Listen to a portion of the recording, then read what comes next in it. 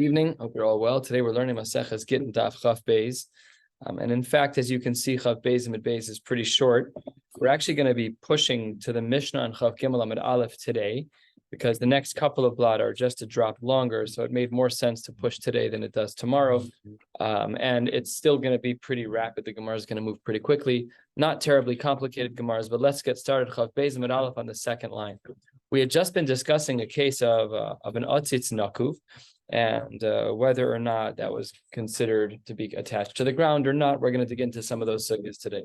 Says the Gemara, Otzitz shel echad. Let's say that I own the flower pot that has a hole in it. V'zraim shel acher, and that which is planted inside the pot was owned by somebody else. And machar baal otzitz lebal zraim. If I want to sell the pot, the actual container, lebal zraim, to the guy who owns the actual flower pot, flowers inside, no problem. Kevan shemashach kan, as long as you do a regular kinyan, no problem, because it's not the otzitz nakub itself that's connected to the ground, but rather it's the contents of the otzitz nakub. So we bifurcate and we say that there's different owners. The person who owns the pot, no problem, that's person number one. The person who owns the zraim can be another person. And if I wanted to sell you who own the contents of the otzitz, no problem, that's regular metaltalin. However, says the Gemara, Mochar bal zeroim lebal otzitz. Let's say that you who own the flowers and the dirt on the inside, if you want to sell it to me who owns the actual flower pot, lo kana ache yachzik bezraim, that you cannot do a regular kinyan on. Why not? Because you can't make a kinyan on karka. There's no mashicha. You can't do that. And even though it's currently detached in its form, because it's an otzitz naku, it's not attached to the ground directly, but it is nourished from the ground. So it says the Gemara, afal pi, that it looks like metaltalin and functions like metaltalin, but halachically it's still karka, and you cannot do a regular kinyan. It only works, says the Gemara, if you're yachzik bizraim, if you make a significant change to the zraim, you pluck off a leaf, you replant something, then you can be kona. But if the person who owns the Baal Zraim wants to sell, that's not such a simple task. Next, Otzitz v'Zraim shel echad. Let's say that I own both. The otzitz, I own the flower pot that has a hole in it, and I own the vegetation growing inside of it. Umachran la'acher, and I tried to sell it to somebody else. Now there's no bifurcation; it's the same owner. Under these circumstances, hechzik b'zroim kana otzitz, that if you make a change to that which is in the plant, you tear off a leaf, you plant a new plant, whatever the case may be, then kana otzitz. Then we look at them as one unit instead of separating. Why? Because says the Gemara, V'zeu sheshaninu. This is a principle that we learned. We didn't learn it. We will learn it in Kedushin in our next Masechta. Shali Chin did something terribly rude, and he told me, hey, when we finish Maseches Gittin, it's going to be Elul already. It's going to be Elul's man. I'm sure you're excited to daven for Rosh Hashanah, aren't you? So we got into a little bit of a scuffle. That was a little bit of a rude message that we're going to be finishing this in the month of Elul. The summer is already getting closer to the end. So that was what he highlighted. When we get to Kedushin, we'll learn this line. V'zeu sheshanim nechasim she'ein lehem achrayis niknim im nechasim sheyesh lehem achrayis bekesef u'b'shtar v'chazaka. If you have a combined item, part of which is considered karka, part of which is considered metaltalin, the halacha is that they can be sold together, either bekesef and b'shtar or b'chazaka. And in this case, we're talking about a chazaka. The chazaka that's made over here is, again, a change to the contents of the otzitz and aku.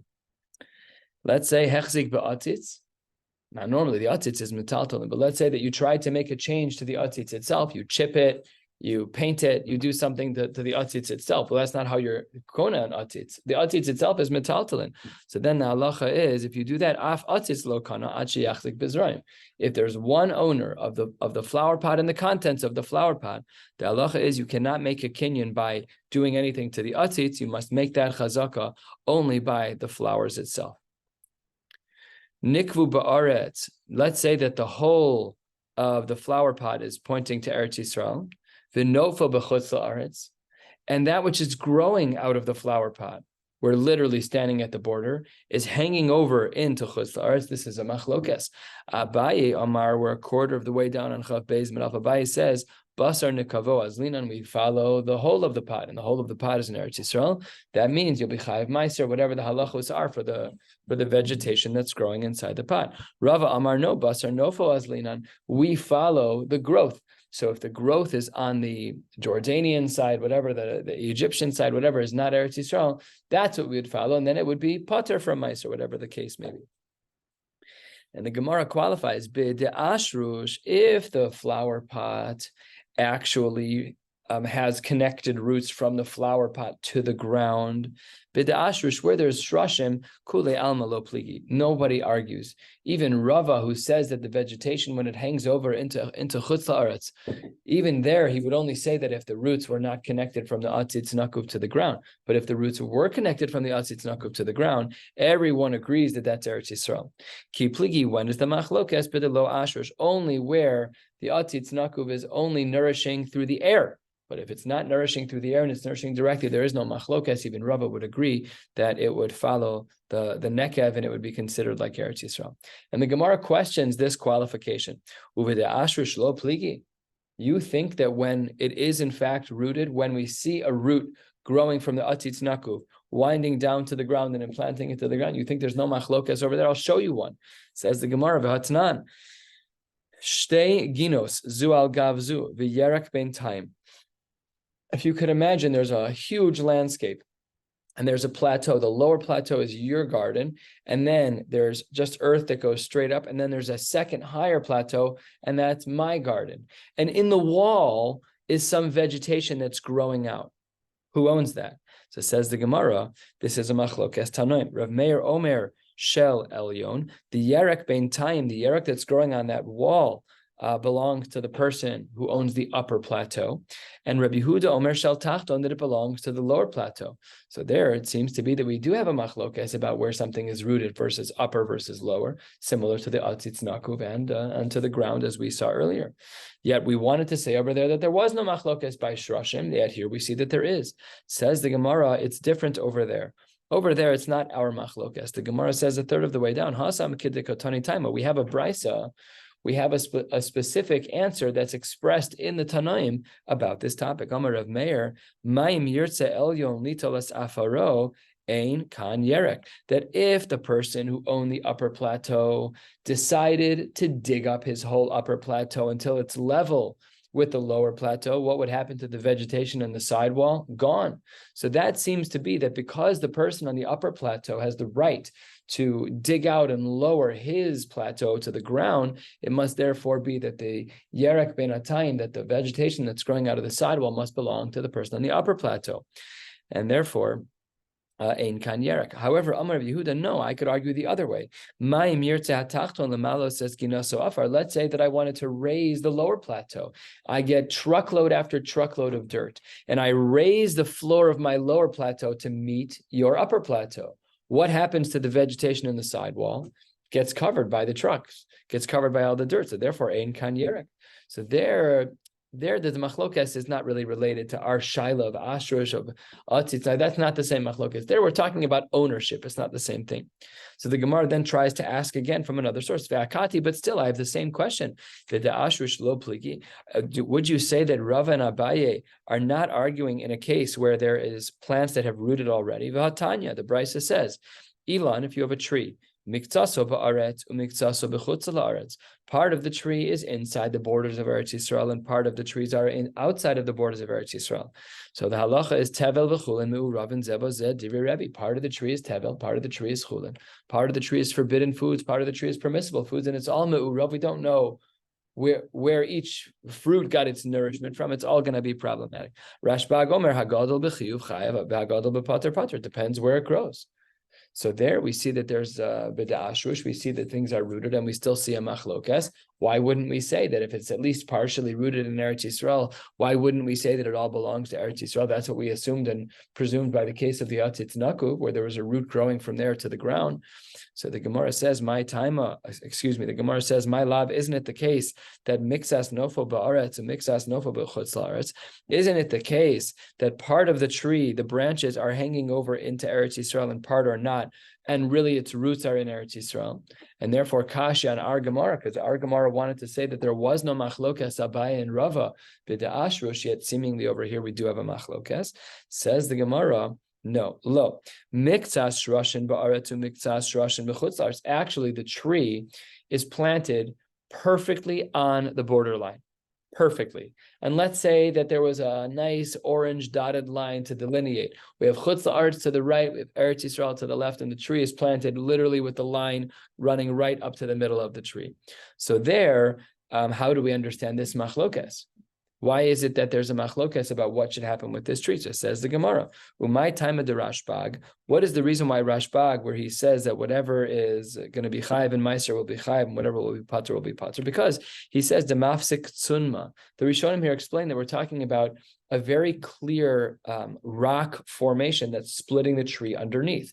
So therefore, the roots on the Eretz Yisrael side are all Eretz Yisrael side, and there's a clear line in the middle. And then there's roots that are on the Chutz La'aretz side. So all the fruits that grow on the left side are Eretz Yisrael fruits, and therefore they're chayiv and meiser. And everything that grows on the right side, on the Chutz La'aretz side, is pater from meiser. And my time at the Rebbe. Why is it that Rebbe says, sorry, this doesn't work, everything is both tevel and or chulin, and we don't know which one? Says the Gemara, because even though it's true that there may be a rock that separates the roots under the ground, but lemaisa dehadre arve, but now the roots come back up above ground and there's one trunk of the tree. How do you know where the nutrients went to? How do you know what came from what? So it's a whole mishkababel of tevel and chulin. It's very confusing. And b'may kamiflage, mar savar avira mevalbel, umar savar haylechude v'haylechude. Really, the discussion is do we assume that the tree comes back together as one if the roots are split, or do we say no? If the roots are split, then really conceptually, even the tree is split. This is an abstract idea to think about because, of course, the tree is still one.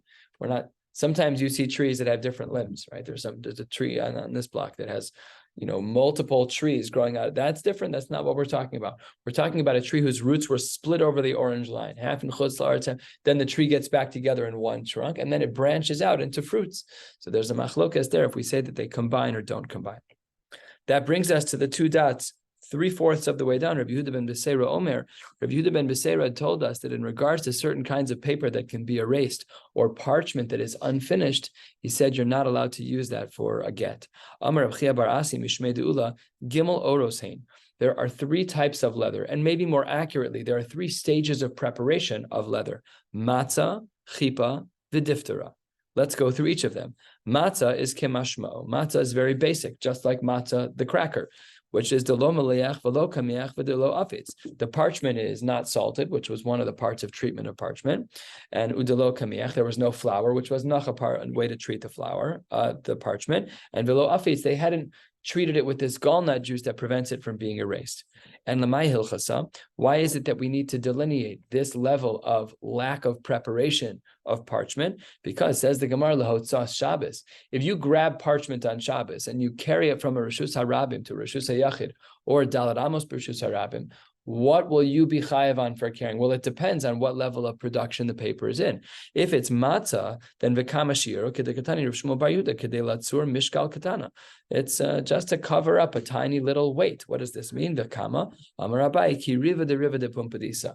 A quarter of a measure in pumpadisa. That's an eighth, a very small unit of measure. And the parchment that could cover that would be what you're chayav on if you were to carry it out on Shabbos. So we need to know, says the Gemara, we need to know each level of development and processing for the parchment to know what one would be chayav for if they were to carry it outside on Shabbos. What about chipa? Very similar, but not quite as basic. It's salted, but it wasn't yet given flour, and certainly velo afitz, it didn't have the gallnut juice treatment. We learned about this in an earlier Masechta about making a kamiyah where they would write certain incantations and they put it in some kind of necklace. Fine. So then if you carried a piece of paper that was chipa and you carried that out on Shabbos, then you'd be chayiv. But if you carried a chipa out in the size of the matzah shiur, if it was chipa parchment and matzah shiur, then you're not chayiv. We need to know exactly what we're talking about with parchment. So, in general, halacha is very nuanced. This is a nuance, sheba nuance. We're not just talking about carrying parchment. We're saying, wait, it depends. How processed is it? And that was stage 2. And let's talk about stage 3, diftera. Diphthera is close, but still not all the way. It's been salted and it has been treated with flour, but velo afetz, it still hasn't had the treatment of the gallnut juice, which means that it's still forgeable. And lamai hilchas alotzu Shabbos, in regards to the issur of carrying on Shabbos, v'kama shiur kedei lichtov alav haget. That means that if you can write on it, why is that? Because not not this chunk of Gemara in the name of Rabbi Yehuda ben Beseira. Rabbi Yehuda ben Beseira says that diftera is aser, but the Chachamim argue and say that diftera is mutter. So this piece of Gemara is actually, I know it's quoted under the two dots of Rabbi Yehuda ben Beseira, but it's actually not Rabbi Yehuda ben Beseira. He asers writing a get on diftera, meaning according to Rabbi Yehuda ben Beseira, you would not be chayiv for carrying diftera in this shiur, because you can't use diphthera for this. Rabbi Yehuda ben Beseira says that diphthera is not eligible to be used for a get. The Chachamim say that we do allow diphthera. We're going to discuss why that's true now, but that is what the Gemara means when it delineates and parses out these various forms of production of parchment. And 2 lines from the bottom, going to the bottom line on Chav Beis Amud Aleph, the Gemara says, "V'chachamim machshirim." Who are the Chachamim who allow the writing on diphthera? This isn't so confusing, but you just need to listen for the next 5 seconds so you don't get confused. Man Chachamim, Amar Rebbe Lazar, the Amora, it's Rebbe Lazar he. You just got to remember, there's Rebbe Lazar ben Pidas, who's the Amora, and Rebbe Lazar ben Shamua, who is the Tana. So Rebbe Lazar, the Amora, says, who are the Chachamim who say you're allowed to write a get on diphthera? It's Rebbe Lazar, the Tana. To Amre, Rebbe Lazar, he to Amre, Ede Mesira Karti. He's of the opinion that the Mesira counts. I don't care what you write on. When the Ede Mesira are going to give it over, then they'll make sure that it wasn't forged. They'll make sure that all the names are right, that all the cities are written correctly, and then they'll move forward. And as well, in a similar theme, V'amar Rebbe Lazar, the Amora, Lo hichshe Rebbe Lazar, the Tana, ela le'altar. When is it true that he would allow the use of diphthera, of this mostly processed paper, but not fully processed? It hasn't been given the gallnut treatment, the gallnut juice treatment. He only allows this to be done if it's le'altar. Aval mikan ad asar yamim, if it's not done immediately, and even if you wanted to do it over the next 10 days, it doesn't count. Lo chayshin and dilma haba beitana of izafte, that perhaps there was a tanai that was written in the get, and between the time that it was written and the time that it was given over, maybe it was mezuyaf, maybe it was forged. Rabbi Yochanan argues on Rebbe Lazar the Amora. Rabbi Yochanan Amar afilu mikan ad asar yamim, no problem at all. We do trust the giving over of the get, even if it's written on diphthera, even beyond the first day up to day 10. The misa dahava beit tana, had it been that there was a t'nai in the get, because the t'nai is abnormal, then the people who read it over are midkarei dekirei. If you read something and it's like every other document, there's nothing standout, you're never going to remember it. But if you are a person who's asked to read a get, and there's a weird t'nai in there, like let's take the t'nai we learned yesterday, hareza gitech almanas, that you don't go to your father's house for 30 days, the halacha is that's a kosher get. It's also a super weird t'nai. So you're going to remember that within the next 10 days. Rabbi Yochanan's not concerned. V'amar Rebbe Lazar the Amora, he says, Lo hichshe Rabbi Eliezer, the Rabbi Elazar, the Tana doesn't allow for diphthera ela begittin. He only allows us to use this lower quality forgeable paper when we're talking about a get. Aval b'shar shtaros lo. But when it comes to other documents, ones for which you're trying to collect, let's say, collect money, anything other than a get, even seemingly from the Gemara, a shtar shichra for an eved, there he would not allow the use of diphthera, and we would only be allowed to use non-forgeable paper that's been treated with the gallnut juice. Why? Why is it that by shar shtaros he's makbid? Why would Rabbi Elazar the Tana be careful here? It has to be the type of document that's ya'amdu yamim rabim. It has to last for a long time, and the diphthera is easy to forge, and therefore it doesn't last for a long time. So we only have our kula in regards to Gittin, but we don't have it for anything else. And Rashi here, 2/3 of the way down, Dibra Hamaschel El Begittin says, De'ena nasuyin el lehatira, because here we're not talking about money changing hands. We're just trying to be matir get. We're just trying to get her out of this marriage. I actually would have thought that Rashi was going to say Mishumiguna Kilu Barabanim, but that doesn't seem to be the lamdus. So says the Gemara, Rabbi Yochanan Amar Afilu Bishtaros. Rabbi Yochanan argues and says, no, you can use diphthera even by a shtar. Says the Gemara, wait 1 second. What do you do with the pasuk that Rabbi Elazar was using to say that it doesn't work by shar shtaros? Rabbi Elazar wanted to say that by shar shtaros you're not allowed to use diphthera, because the pasuk says it has to be yamdu yamim rabim. It has to last a long time. So Rabbi Yochanan, what would you say? Hasam eitzah tova kamash malan. It's just giving you a good piece of advice, but it's not halachic. Very, very difficult. So you have a pasuk that one person learns to be ladina, that it's really technically the din, and another person looks at the pasuk and they're like, eitzah tova. It's just eitzah tova. very difficult to understand how the different Tanaim and Amoraim were able to look at a pasuk and know when that pasuk was a chiyuv derabanan as an asmachta, when it was a chiyuv deraisa as a classical drasha, and something like this when it's a minhag, or even here when it's just an eitzah tova and has no halachic bearing at all. Very, very unique. I don't think we see this so commonly in the Gemara, where the machlokes is not deoraisa versus derabanan, but it's a machlokes of li'ikuva and eitzah tova. I don't think we've ever seen that. Anyone have any recollection of seeing a pasuk that's been so boldly treated oppositely? I've never seen it. David? No? I don't know what's going on here from on the test. In what Masechta? On the test, which is the tziyun for the words eitzah tova. It doesn't mean Yeah. Yeah. No idea. Yeah, it's not simple. Okay, not time for this anyways. The next Mishnah, 5 lines from the bottom on Chav Beis and Mid Beis, we're going to be heading to the next Mishnah, which is 2/3 of the way down. Don't worry, it's a fast-moving, easy, relatively easy Gemara.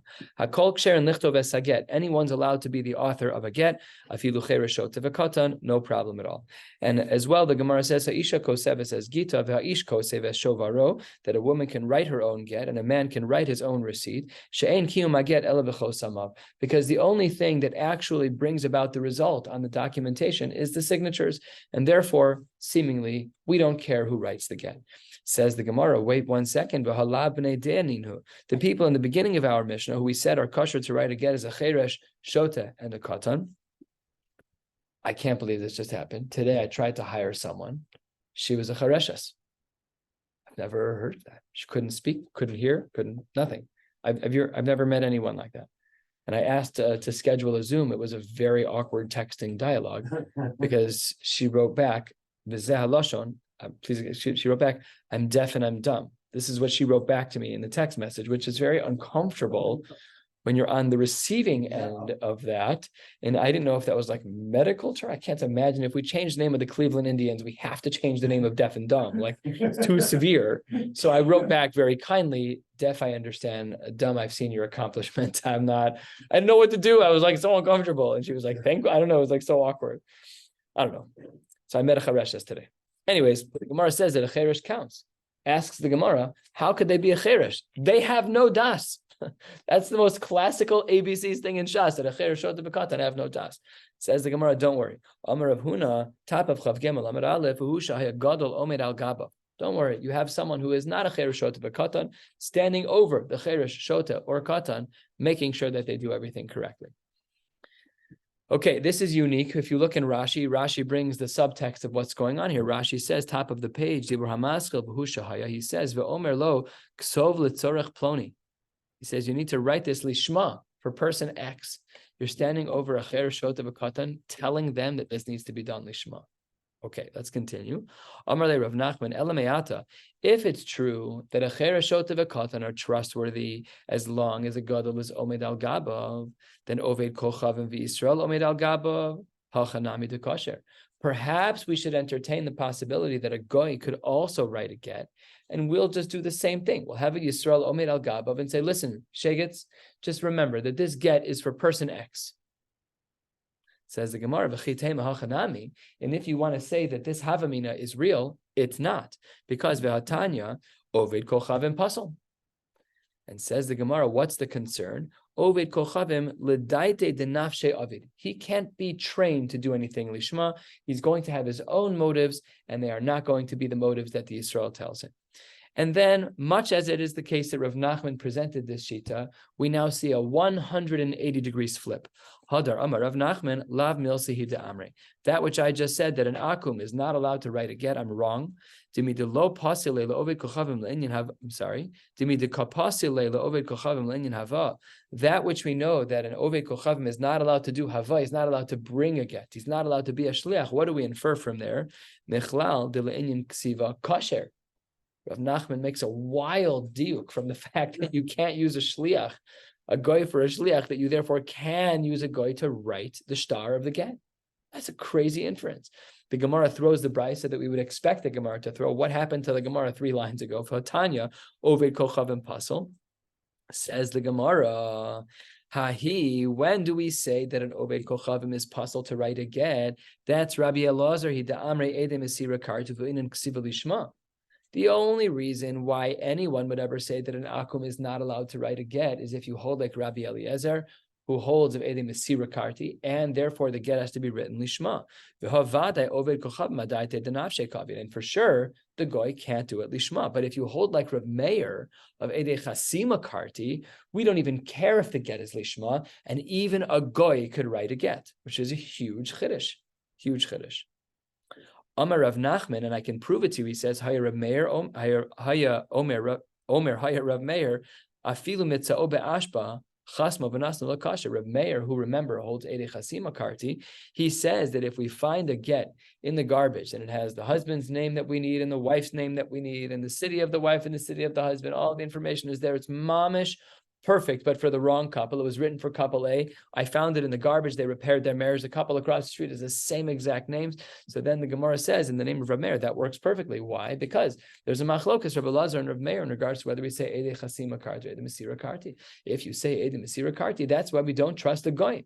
Because if you say Ede Mesira Karti, then not only is Ede Mesira Karti, but then the get has to be written Lishma. But according to Rav Meir, well, Ede Chasima Karti, we don't care if the get is written Lishma. You can even rely on a goy. Unbelievable. That's what Rav Nachman holds. The Gemara asks a question. Wait 1 second. Esvei Rava le Rav Nachman. How in the world can you say that? How can you say that a guy can write again? You want to tell me Chereshot v'katan who are Gittin with it? I understand. You can teach them to do lishma. No problem. But a guy, how does that even work? Well, the pasuk says v'chasavla, and the drasha is lishma. My love ksivas haget. Doesn't that mean that the ksivas haget has to be lishma? So says the Gemara, no, chasimas edim. Only the chasima has to be lishma, but not the writing of the get. Another question. Esvei Rabba, back to Rav Nachman. Kol get shenichtav shelo l'shum isha pasal. Any get that's not written for a specific woman, it's pasal. Namely, it has to be lishma. Says the Gemara, Ema, you're right. We should change the language. Nechtam shelo l'shum isha pasal. It's not that it should be nechtav, that it should be written for a woman. We should change the text of the brisa, that it should be that it's signed lishma. But another question, third of the way down, Esvei kshu kosvo, when it's written kosvo, Ki'ilu kosvo lishma. It needs to be as though it's written lishma. My lab, doesn't this mean that kshu kosvo letoref lishma, ki'ilu kosvo letofes lishma? That when he writes the ikr part of the get lishma, namely the names in the cities, if he writes that lishma, we assume that the tofes, the entire rest of the document, is lishma. Says the Gemara, no, that's not the inference, and we don't need to have a get that's written lishma. Lo, what it means is kshehu chosmo lishma, ki'ilu kosvo lishma. That when he signs it lishma, it's as if it were to have been written lishma, and by the chasimas are all that matters. Or you could look back at all three of the questions that we just asked from Rava to Rav Nachman, and we could answer in one fell swoop. Hani masnis and money. Who are all of these braysos like? They're like Rabbi Elazar he Damrei de Mesira Karti, but we hold like Rav Meir.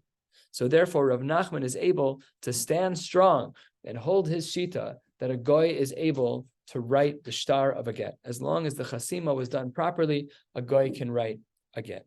And says the Gemara, Rabbi Yehuda Amar Shmuel Hu Shashir Makom HaToref. This is only true if part of the get is left over, the ikr part of the get is left over and written properly. V'chein Amar Rav Chaga Mishmei Ulav Hu Shashir Makom HaToref. Rabbi Elazar he. Fine. Then the Gemara says none of this is correct. Rabbi Zrika Amar Rav Yochanan. Rabbi Zrika says in the name of Rav Yochanan, Eina Torah, which is a little bit of an insult after somebody gives a psak halacha. This means I don't hold of you. And says the Gemara, my Eina Torah. Says the Gemara, what does this mean, Eina Torah? Amar Rabbi Abba, kan hodiacha she'ein koach lishma v'Rav Meir hi to Amar edi chasima karti. The Gemara seems to drop the gavel and seems to say that we do not hold Eina Torah, the shita that says that we need lishma. And it says that we hold that Ede Chasima Karti, we hold like Rav Meir. A get does not need to be written lishma. Only the Chasimas need to be written lishma, and even a goy could write the shtar itself. Elsewhere we saw the Rav Yochanan held like Rabbi Elazar. How can you say one line ago that Rav Yochanan is in the camp of Rav Meir? Hooray! Elsewhere we saw that Rav Yochanan holds like Rabbi Elazar. So somebody wasn't paying attention in shiur of Rav Yochanan. This is a huge machlokes of Ede Mesira Karti versus Ede Chasima Karti. And look what the Gemara concludes: Amorayininhu ve'aliba de Rav Yochanan. The Talmidim were unclear as to what Rav Yochanan held. And I find that shocking. How can it be for such a provocative and powerful machlokas with huge nafkaminas in halacha? I understand you don't understand what one din was, but when you're saying this huge world of Edi Masira Karti versus Edi Chasima Karti with huge nafkaminas of can part of the get be written on a leaf and then be mechubar and then be detached? Can it be written by a guy? All of these things are unclear in the world of Rav Yochanan because it is Talmidim who don't know the difference. Amorainin who believe the Rav Yochanan. We'll stop right here. Tomorrow night we'll pick up at the Mishnah 2/3 of the way down on Chav Gimel Amid Aleph. Wishing you all a beautiful night.